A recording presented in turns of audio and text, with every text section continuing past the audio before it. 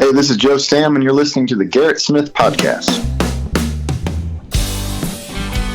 Ladies and gentlemen, welcome to episode 16 of the podcast. Today we've hit a milestone. We have the first person to call in from Illinois, I believe. Is that correct? Is that what you call a milestone down there? I guess so. I'll take it, man. I'll take it. Well, Texas is like, it's the size of its own country. So, I mean, within the radius, it's by the time you drive 10 hours to get out of it, it's like, hey, we got some more people. Man, I've driven from top to bottom through that fine state before. It's a big area. It is. It is harder to. It's further from El Paso to Beaumont than it is from either side to get to the other coast. I mean, it's insane. No kidding. Yeah. Jeez. Yeah, which at first I was like, I don't know if that's accurate. And then I drove to El Paso and I'm like, yeah, it's accurate. I'm glad you called in because you are one of those artists who, despite this whole corona apocalypse, seems to have been really cranking out some projects and managing to stay busy. So, tell us a little bit about what you've been working on. Well, I think from day one, I wanted to make a concerted effort to hit the ground running whenever all this ended, and I didn't want to take any steps back. So we've just been, first of all, like that first month, like I was just enjoying, like I was working, and catching up on projects, but I was also just really enjoying being home, and having time and having weekends and being able to be around the house and stuff. But with free time, I found myself writing a bunch, and I wrote like 7 or 8 songs within the first 3 or 4 weeks, which for me is a lot. I'm not one of those assembly line songwriters at all. Yeah. And towards the end of that, the last song I kind of wrote in that stretch was a song that I was calling John Prine. And it just kind of, man, it really just kind of, I know it sounds like cliche, but it really just poured out. And I can say that because most of my songs don't. I'm one of those guys that nitpicks, takes me days, weeks, sometimes months to finish a song. Likewise. and this one really, I was just messing with a melody that I had really written a song. I'd written a song to this melody last fall, and the song kind of sucked, so I never really thought too much about it. Like I kind of resurrected that melody, and a few lines came out, and my girlfriend was in the other room, and she's like, "Keep that. What is that? Keep that." And the next day, I actually had some time, and I sat down with it, and the song came out in like less than a half an hour, and I played it on a live stream, and my guitar player heard it, and he's like, "Man, we need to get that down and out." And so we went over to my guitar player's little basement studio and recorded it just in our own studio. We did all the mixing and everything. We sent it off to a friend of ours in Washington, D.C. to master it. And on, I think, May 8th, we released a song called Goodbye John, and as a single, and it's been doing really, really well for us so far in the first couple weeks anyways. It's a really cool song, and it's like a lot of things that are coming out right now. It kind of hits you in the feels if you've been, having a harder time with lockdown and everything that's been going on. So it was, I don't want to say timing is perfect because this is not a fun time of history, but at the same time though, it's a very fitting song, and it has a really cool vibe to it. Yeah. And I think that was why it was so easy to write, because it was really just, for instance, I put my girlfriend's name in the song. Her name's Elise, and that's not really a phonetically great great word for songwriting. But the rest of the song was just really authentic in terms of where I was coming from emotionally and mentally and circumstantially. And I think that's why it kind of came out so easy, and it doesn't really sound. And I've heard this said from some people that reviewed it and whatnot, and I think it's true. It doesn't really sound like a forced tribute to John Prine. It doesn't really sound like a coronavirus song. And I think because it wasn't trying to. It was just, like I said, it was, every songwriter says, "Oh, my songwriting is honest and blah, blah, blah." But this one really was, so I think that's why it came out so quickly. And I think that's why so many people are able to resonate with it, because it really resonated with me, when I was writing it. I think there's a lot to that. And honestly, I didn't draw the John Prine connection at first because I was just kind of listening to the song itself. And I definitely related to, wow, this is applicable right now. But now that you mention it, I'm thinking about it again, and I'm like, that actually is a perfect tribute. And it's one of those things where if this song had come out at any other time, you wouldn't think, oh, he just wrote this for coronavirus. No, you wouldn't think that at all. And so I think the fact that it doesn't sound like it's forced, as you said, but it applies to what a lot of people are going through right now, I think it's a really great tune. And I'm actually going to play it here in a second for everybody. This is called Goodbye, John.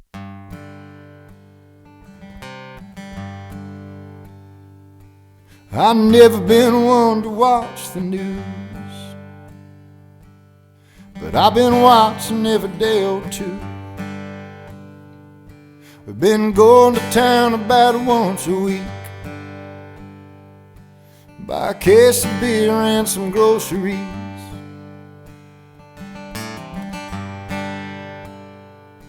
It's hard to know what a man should think, and it's hard to know who we should believe. But one thing's sure, when it runs its course, the world won't spin like it did before. So let's rock and roll, let's ride high, looking for a moon on a radio dial. It's a crazy world, it's a crazy time, waiting on the radio to play John Prine. In my own little way, I wanna say goodbye.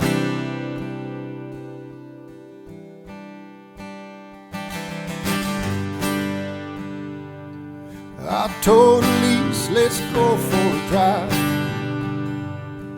grab the dog and the smoke and a couple bush lights. Can't stop nowhere, they got the whole world closed, but they ain't shut down these country roads. So let's rock and roll, let's ride high, looking for a mood on a radio dial. It's a crazy world, it's a crazy time, waiting on the radio to play John Prine. In my own little way, I wanna say goodbye.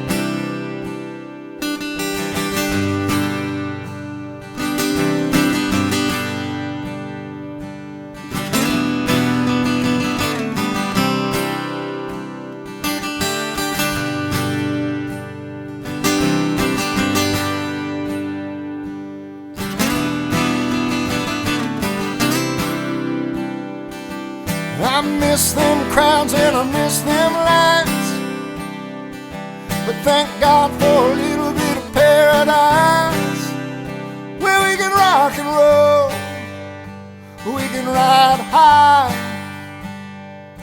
we can look for a mood on a radio dial. 'Cause it's a crazy world, it's a crazy time, and we're waiting on the radio to play John Prine. In our own little way, we wanna say goodbye. I'm waiting on the radio to play John Prine. In my own little corner of paradise, in my own little corner of paradise.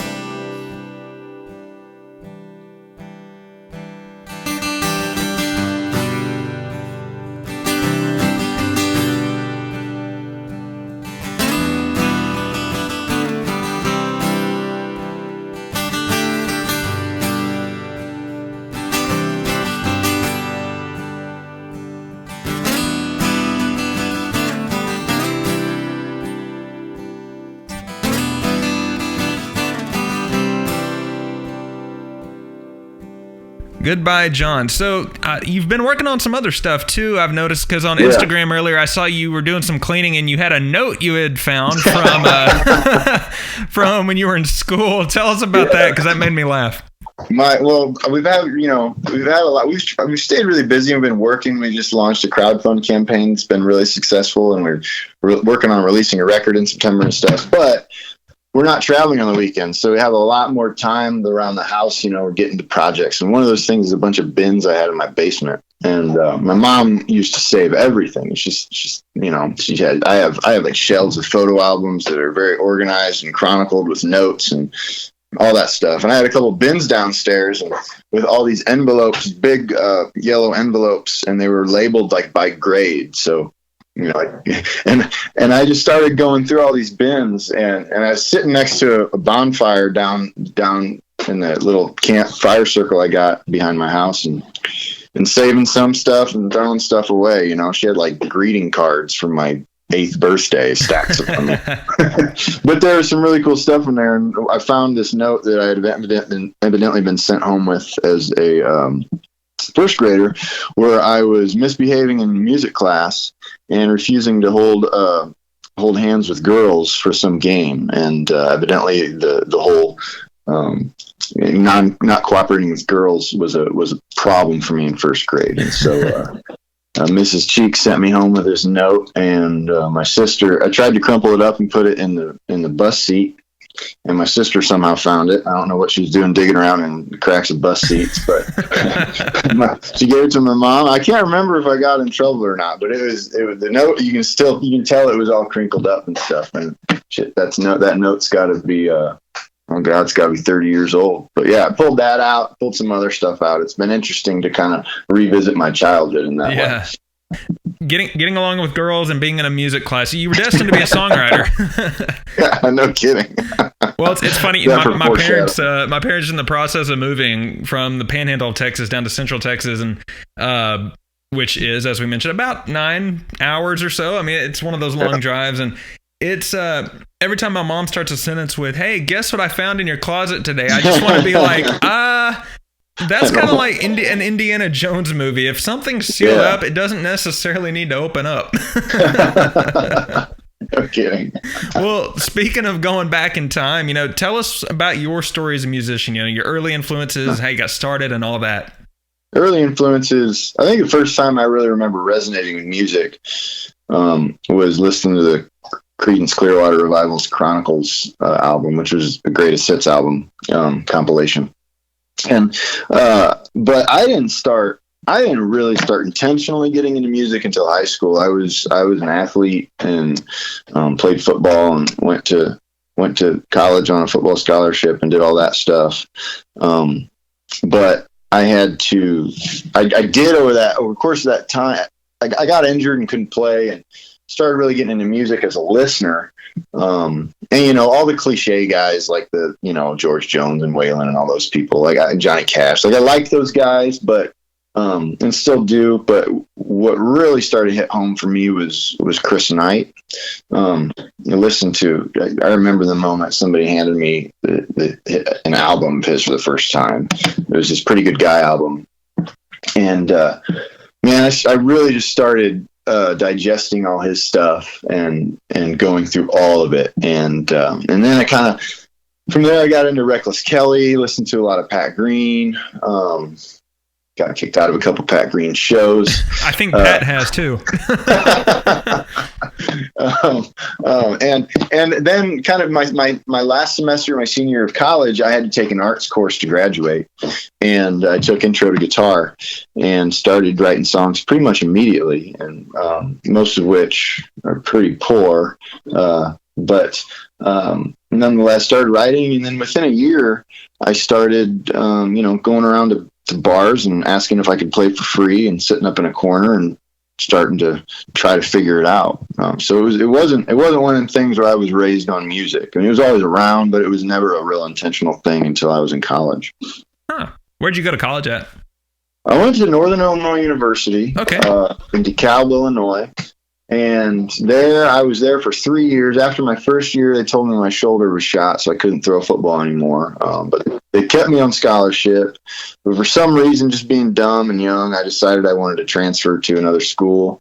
And I went to Taylor University in Indiana, which is a small evangelical Christian school, and graduated from there. And then ended up moving back up to the suburbs of Chicago, and that's kind of when the Dog and Duck in St. Charles, Illinois, is where the first person let me set up in a corner and and play songs on a stool.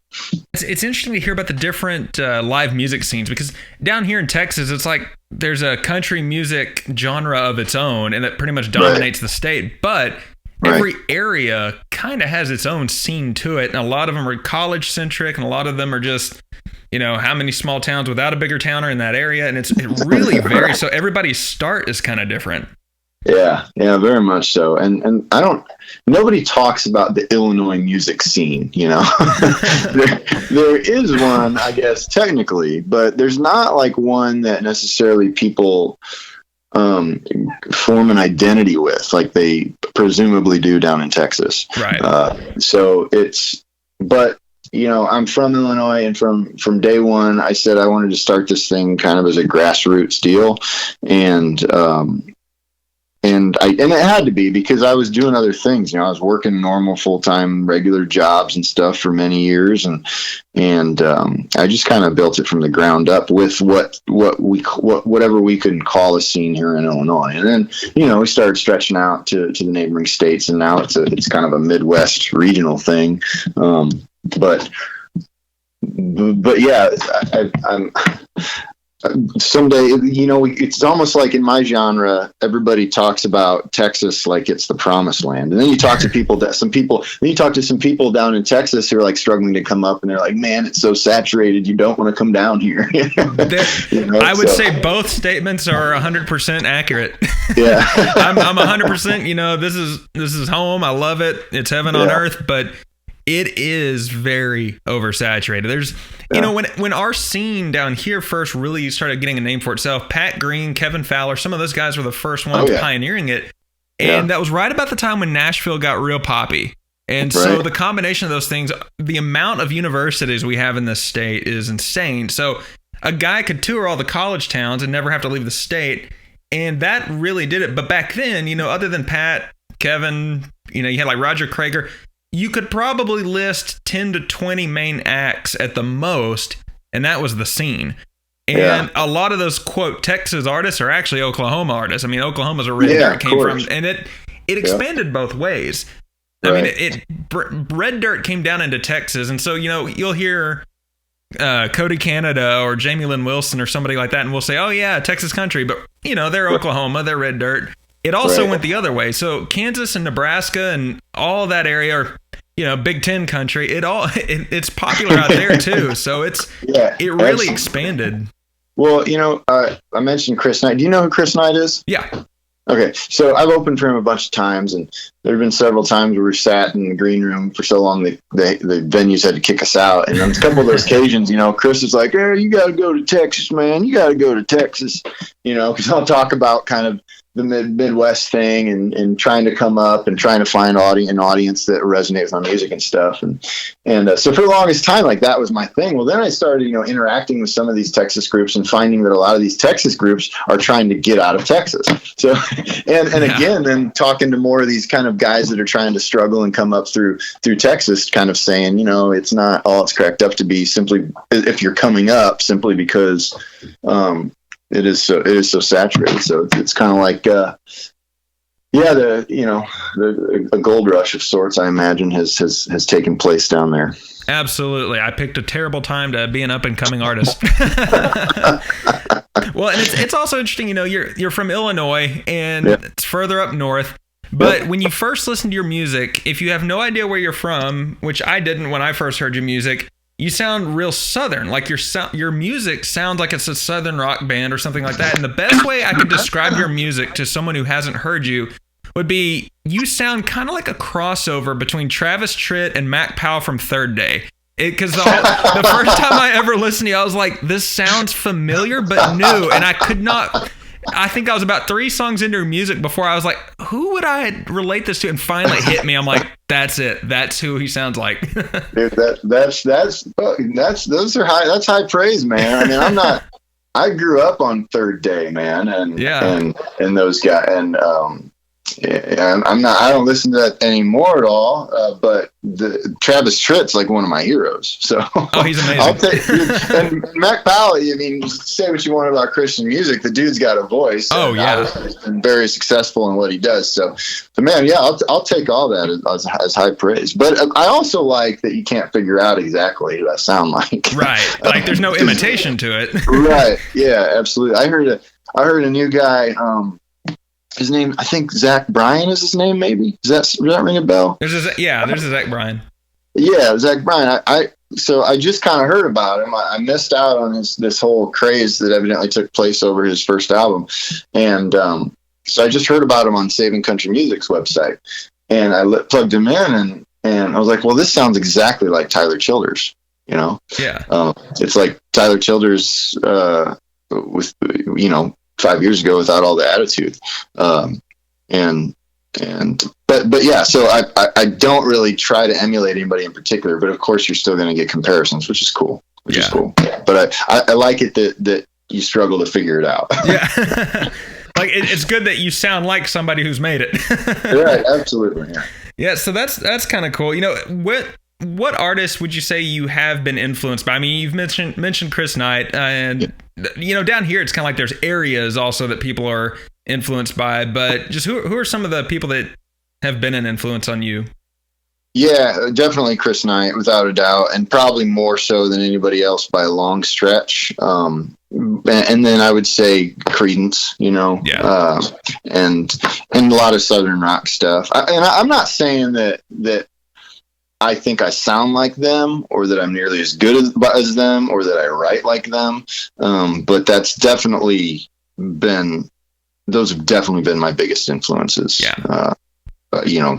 As far as writing goes, definitely Chris Knight. As far as sound goes, probably, Travis Tritt and then Creedence and stuff. I definitely I have different projects out there, like I did the Live and Unplugged show, and that's just me and a couple guitars.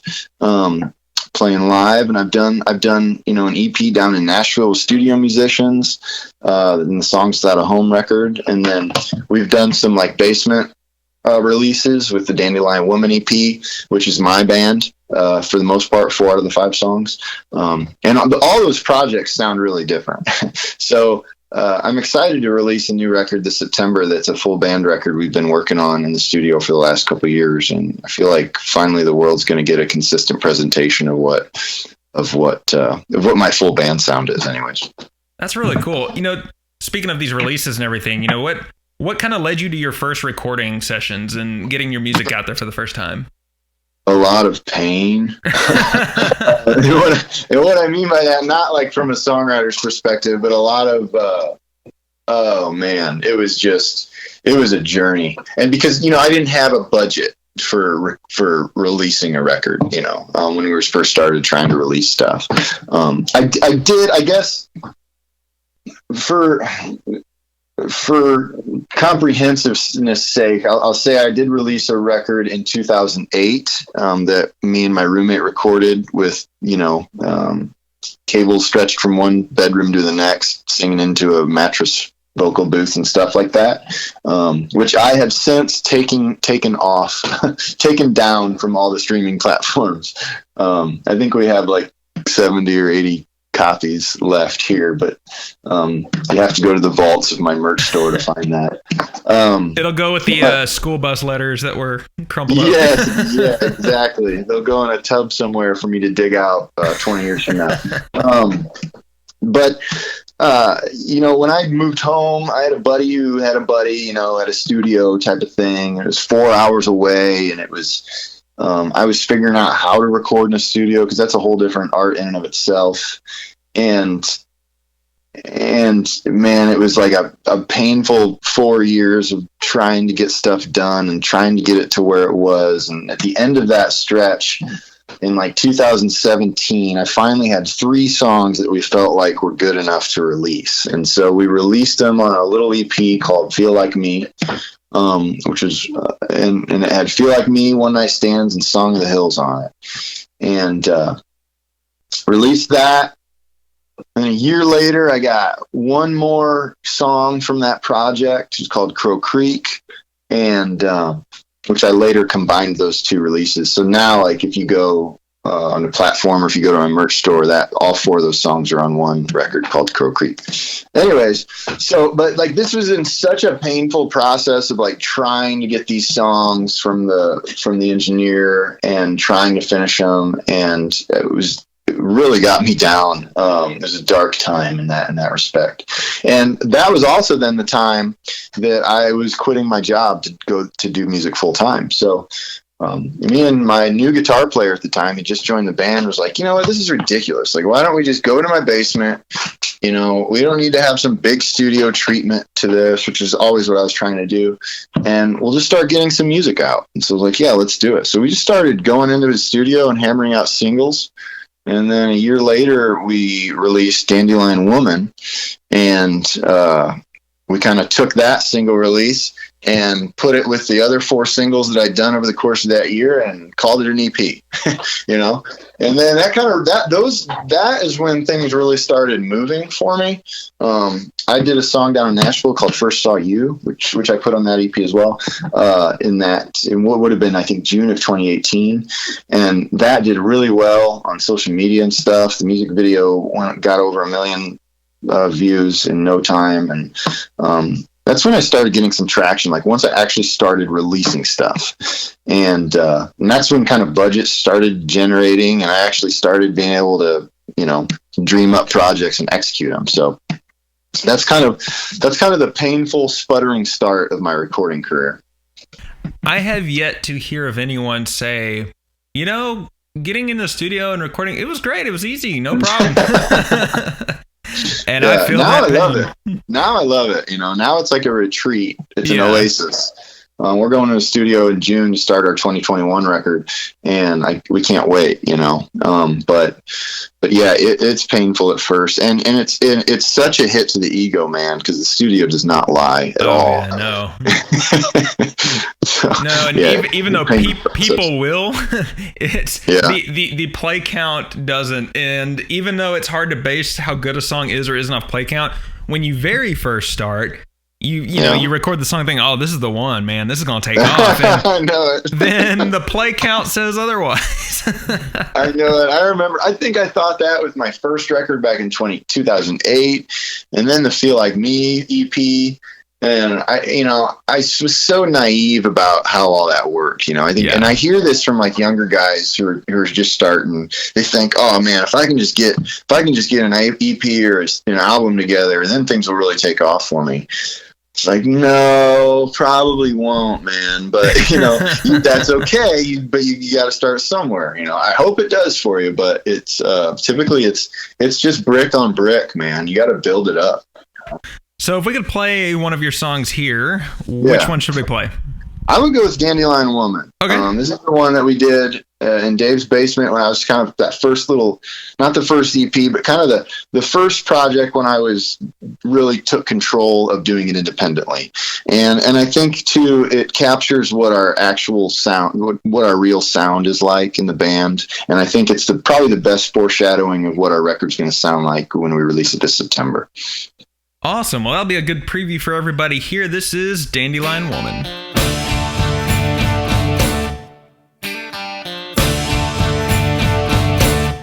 Dandelion woman, so pretty to me. She lived in a trailer just down the street. I brought her home to mama, wearing my ring. Mom said that ain't no flower, soon enough you will see. Her beauty will fade as she digs her roots in the old heart. She'll leave you dried up, desperate, alone in the dark.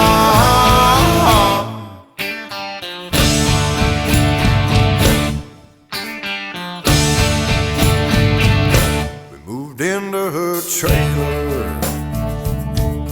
after we wed, looking for something else, but ain't got the money just yet.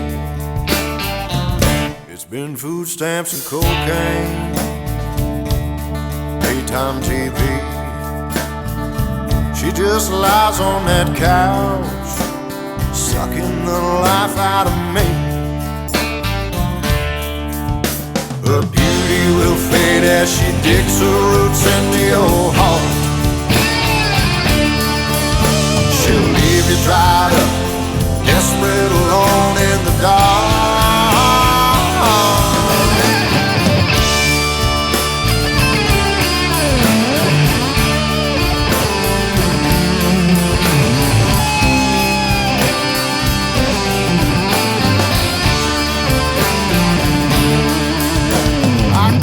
Today, covered in 8 hours a day, to a man with a knife and a mind to do her dirty way. Bled out in this ditch, my consciousness fades back to the words my mama told me that day. Her beauty will fade as she digs her roots in the old heart. She'll leave you dried up, desperate, alone in the dark. Now her beauty is digging its way into another man's heart. I'm all dried up, desperate, alone in the dark.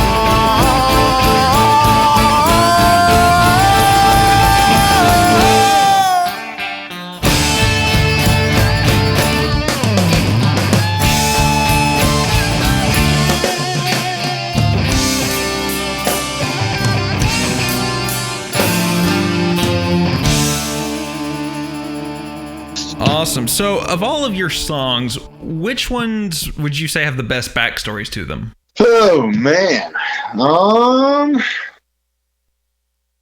don't know. I think John Prine, or I keep calling it John Prine. I keep calling it John Prine because that was supposed to be the name, and then CD Baby told me that I wasn't allowed to name it because it had a famous artist in it. Oh, no.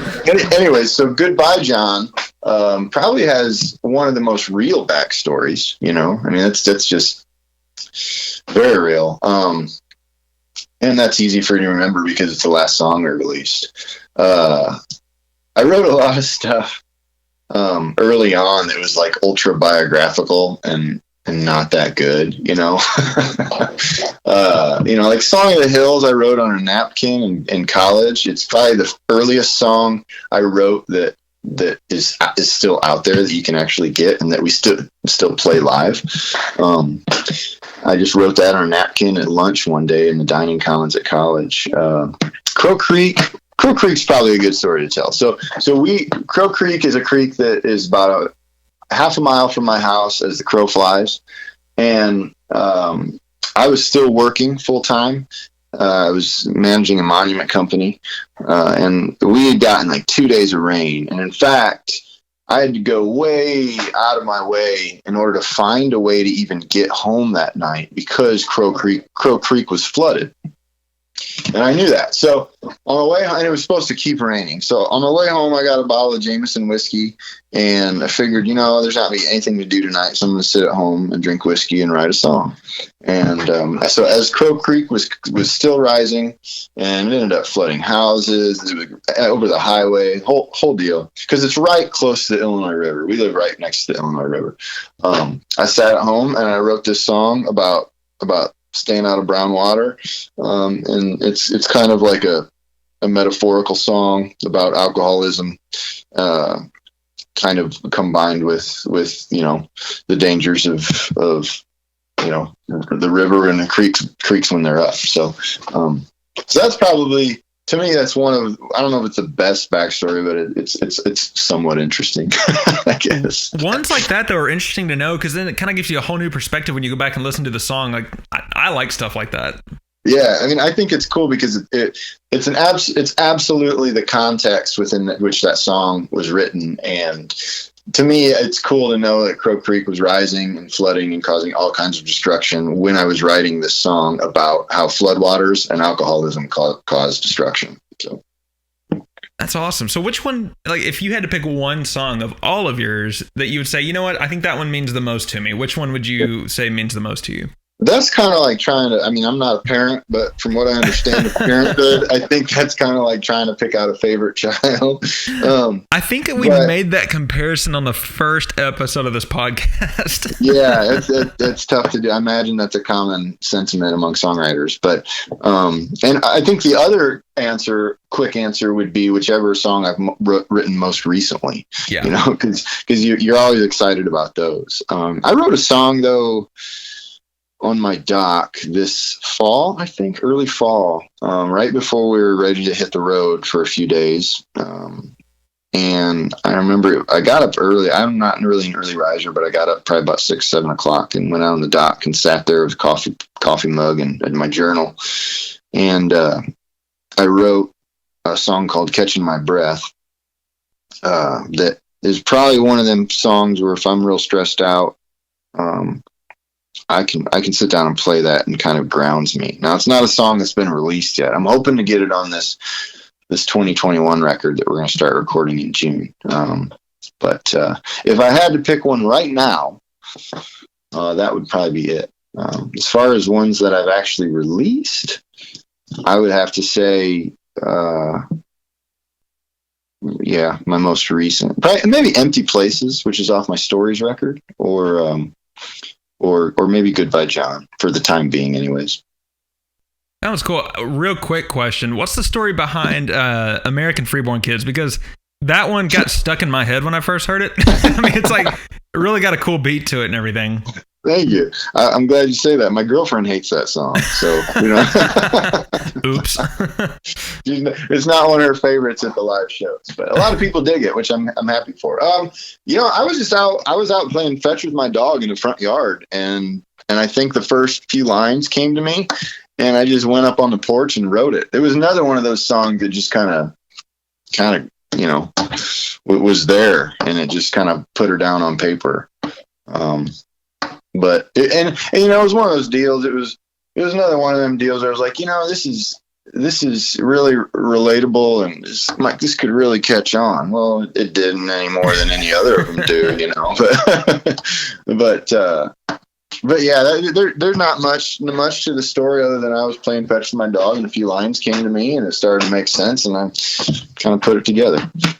Well, sometimes, you know, you write a song you think it's going to catch and it doesn't. And then there's another one that's like, oh, people are going to hate me for this one. Or it might be one that's like, I don't even like this song by the time I'm done with it. And then that's the one people are like, hey, play that one again. It's like, really? That one?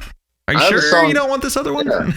I have a song called Water from the River off the Stories Live and Unplugged album I released in February. And I like the song, don't get me wrong, but I didn't think, I mean, it barely made the record. You know, we recorded, it was a live show. We probably played 20 songs and put 14 on the album, you know, so we had to cut some off.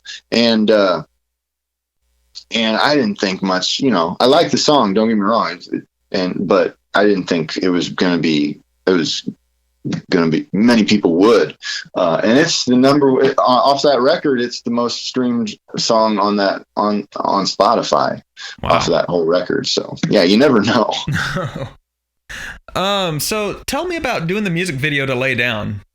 Yeah, that was all. I mentioned my girlfriend. That was all Elise's idea. Well, it wasn't not to do the music video, and I had written the song long before I even met her. But it was her.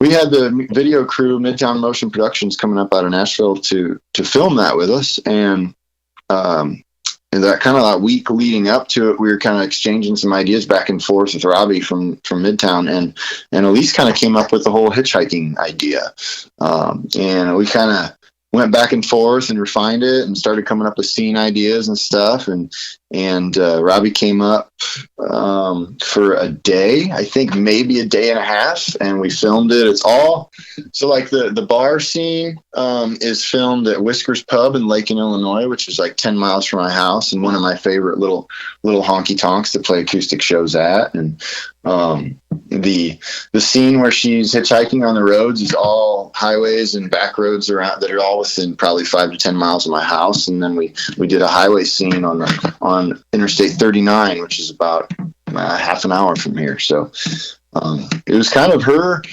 idea, and she's the one who stars in the video as well. And we just kind of put it together, the ideas together over the course of a week or two, and then filmed it over the course of a day and put it out there, and it was really popular. Well, kudos to both of y'all. I would encourage anyone to go look it up. It was a really cool video, and we'll actually play the song Lay Down here.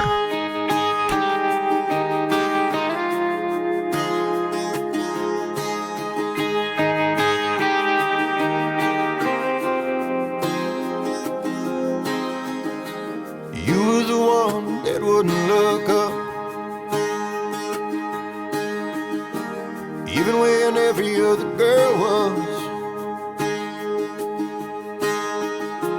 Hiding a very different heart, every beat setting you apart. Take off all that makeup that's trying to run. Take off all them clothes that you got on.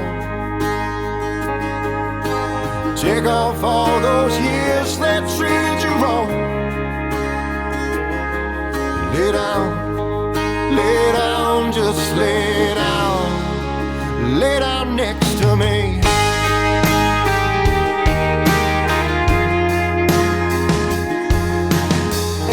You've never been a woman of explanation, and I never know the reasons for your moods, but down inside there's a woman that I want.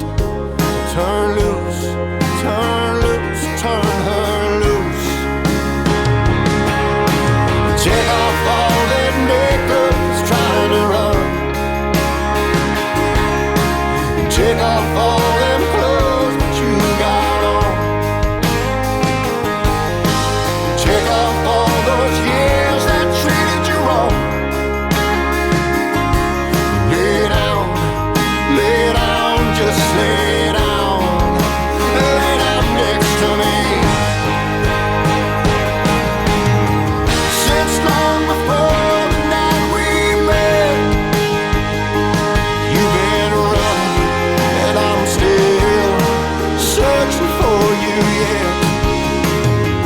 Will you ever stop just to look around?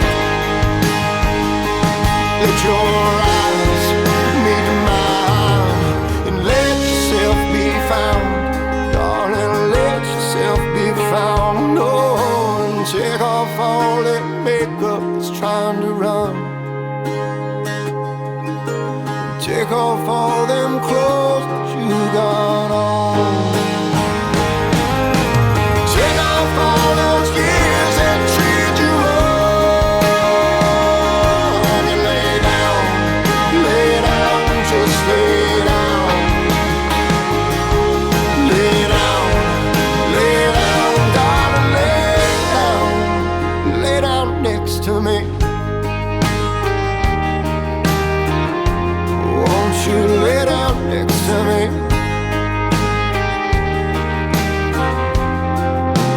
Lay down next to me.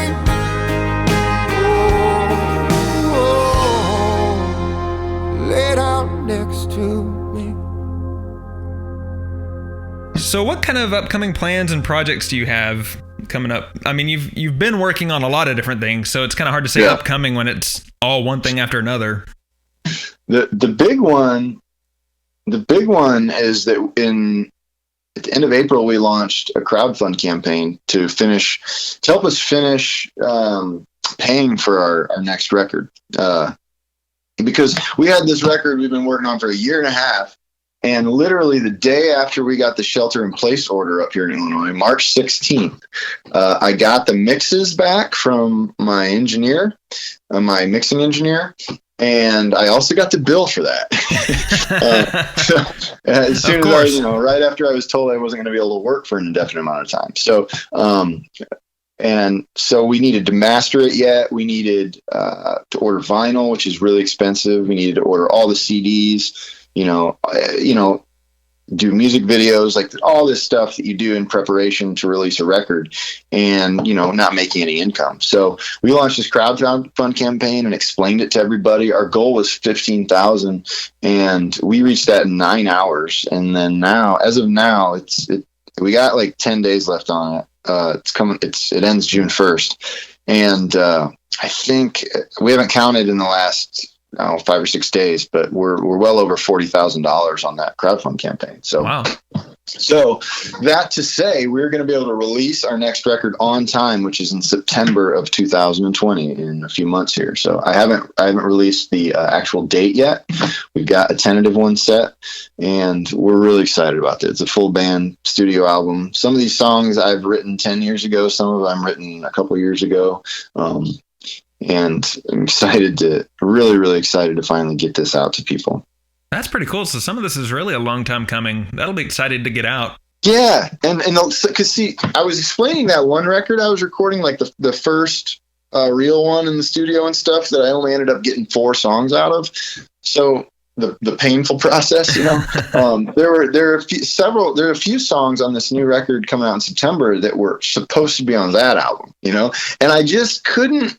I don't even know if they're my best songs. Those are in the best crop of my songs anymore, but I couldn't let go.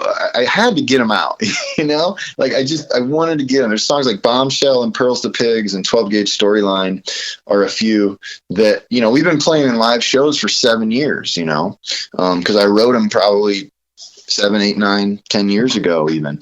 And so I'm excited to get those out. And then there's some stuff I've written here in recent years that I'm really glad are going to finally see the light of day. So I'm excited about this record. We've been working on it for a while in many different ways. Well, I'm ready to hear it. And anyone that wants to find your music, if they haven't already, what's the best place to go do that? Because I think there's Joe Stamm, and there's also Joe Stamm Band on Spotify, and what all platforms? That confusing thing that Spotify and Apple and everybody does, where it's the same artist, but depending on who they're playing with, they put them on 2 different places. I hate that. Yeah.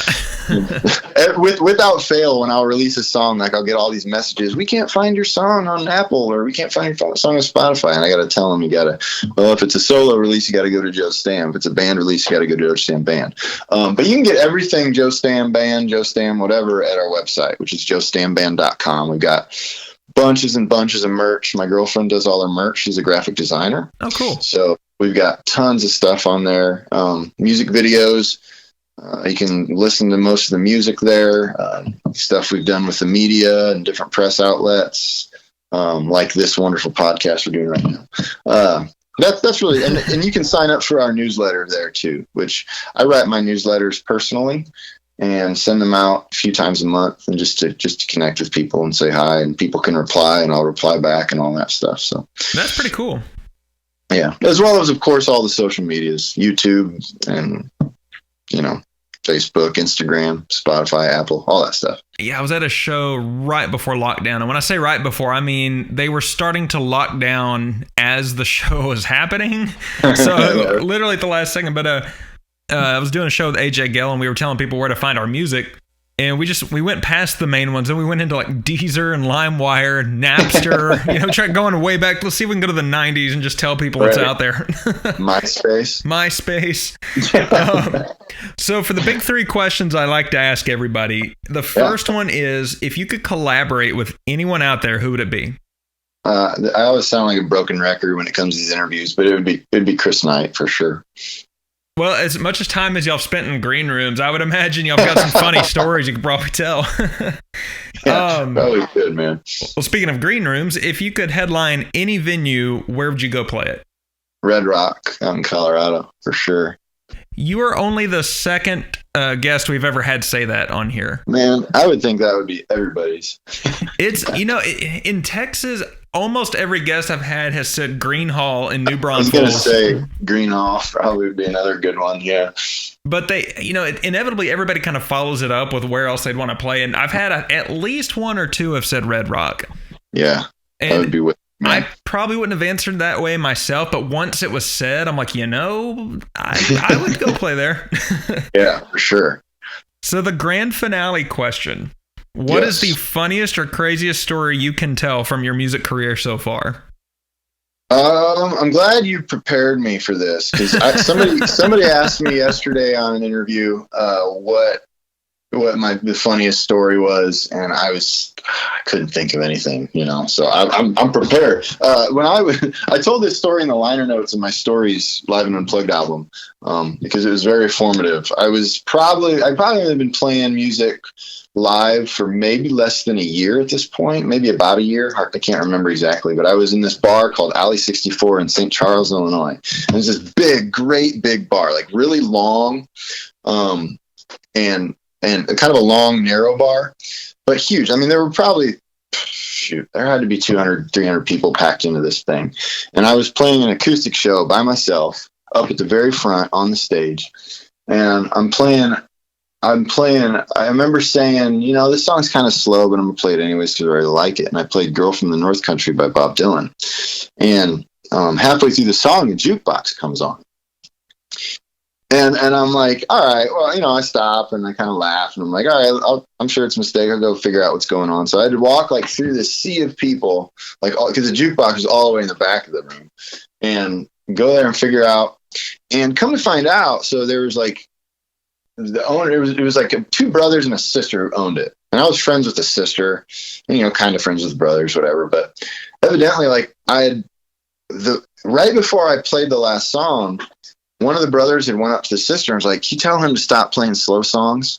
It's a Friday. We need an upbeat thing." And she never told me it. She never told me. So unbeknownst to me, I said, I know this is a slow song, but I'm going to play it anyways. Oh no. And he of course thought I was just being a dick, and so he indeed went over, put on the jukebox, and he did not allow me to go back on. No.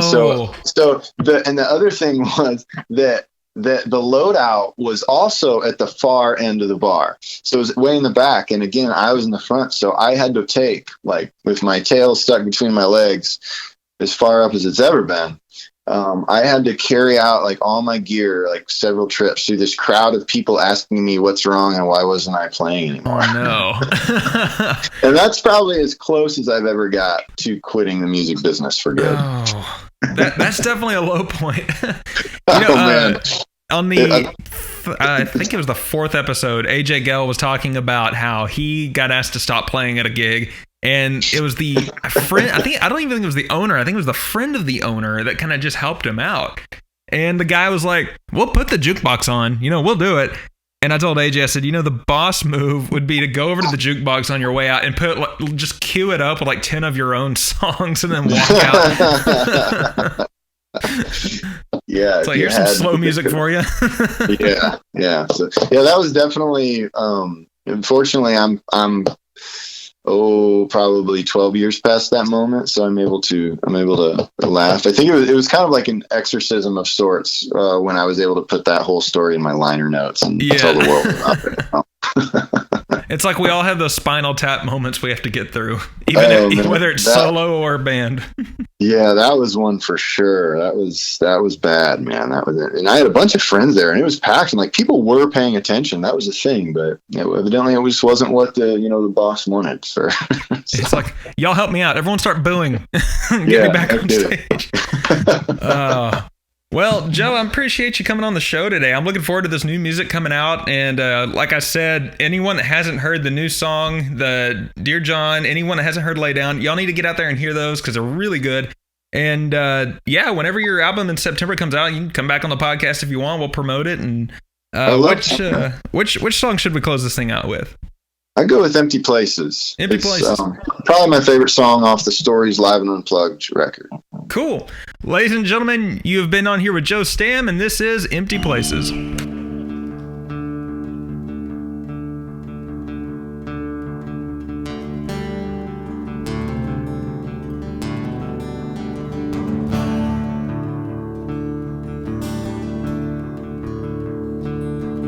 Johnny don't go out much, he lives down the dead end road. He says there ain't no right or wrong, it's just the way life goes.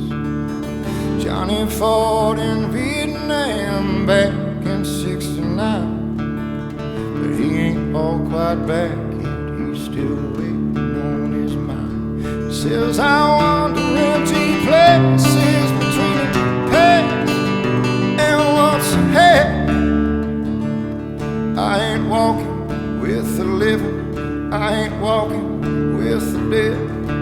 That's just the way life goes. It ain't up and it ain't down, no. Somewhere in the middle, below the sky, above the ground.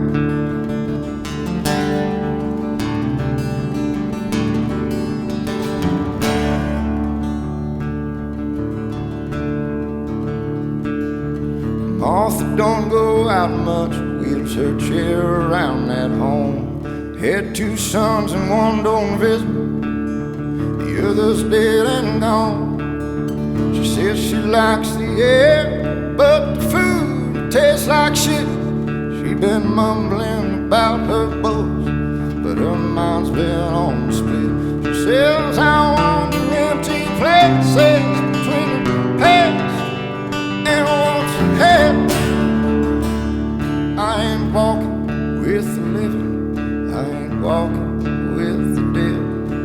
That's just the way life goes. It ain't up and it ain't down, no. Somewhere in the middle, below the sky, above the ground.